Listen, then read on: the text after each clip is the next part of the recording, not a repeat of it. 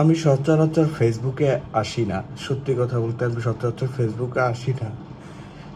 কখনো ক্যামেরার সামনেও আসি না। আমার ভাল লাগে না। কিন্তু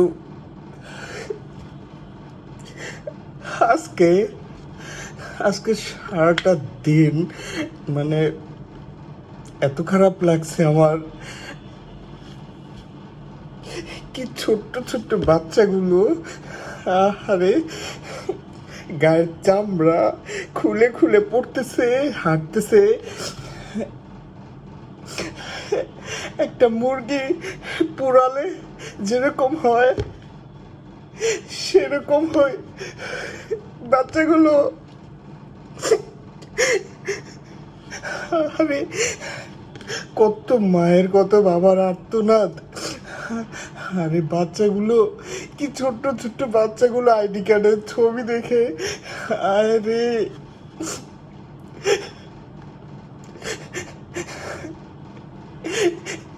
এতগুলো শিশুর জীবন নিয়ে আমাদের শোধরাতে হবে।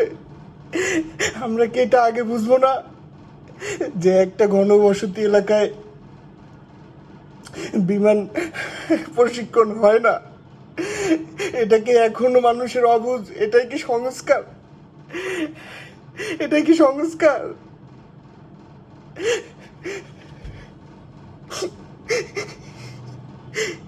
কি ছোট্ট ছোট্ট বাচ্চাগুলো, কি অপরাধ ছিল? মাত্র ছুটিটা হবে আধা ঘন্টা বাকি, হয়তো ছুটিটা হবে। তখনই বিমানটা গিয়ে পড়লো স্কুলের উপরে। কি বিভৎস অবস্থা! আল্লাহ মাফ করো তুমি। এইভাবে কি দেখা যায়? এইভাবে কি সহ্য করা যায়? এতগুলো ছোট্ট ছোট্ট প্রাণ, আল্লাহ, এটা কি সহ্য করা যায়? এইভাবেই থাকবে আমাদের বিমান ব্যবস্থা? আমাদের বাংলাদেশ বিমান বাহিনীতে এগুলো কি? এগুলো তো খেলনা বিমান এক একটা। এগুলো অনেক দেশের মিউজিয়ামে সাজিয়ে রাখা হয়।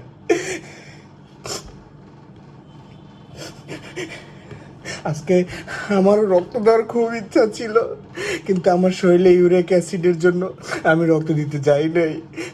আমার খুব ইচ্ছা ছিল, বিশ্বাস করে আমি রক্ত দিতে যাব। আমি কখনো ফেসবুকে ঢুকি না। আমি ফেসবুক তেমন একটা চালাই না বললে চলে। আজকে 3টার দিকে আমি ফেসবুকে ঢুকি, আর দেখি সব মৃতদেহ,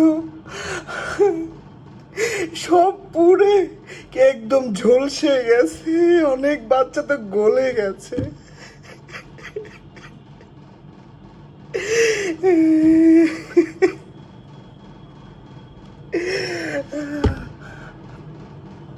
এভাবে আর থাকতে পারে না। আমাদের দেশটা আগের মতো নেই আসলে। সত্যি কথা, আমাদের দেশটা এখন আর সত্যি কথা সেই মানুষের বিবেক, মানুষের কি বিবেক থাকলে একটা তৃতীয় প্রজন্মের যুদ্ধ বিমান, থার্ড জেনারেশন যুদ্ধ বিমান, সেটা দিয়ে 1975 সালের, হ্যাঁ 1975 সালে একটা যুদ্ধ বিমান দিয়ে যুদ্ধ প্রশিক্ষণ করানো হয়। এখন আমরা এই সেই বাংলাদেশে বসবাস করি।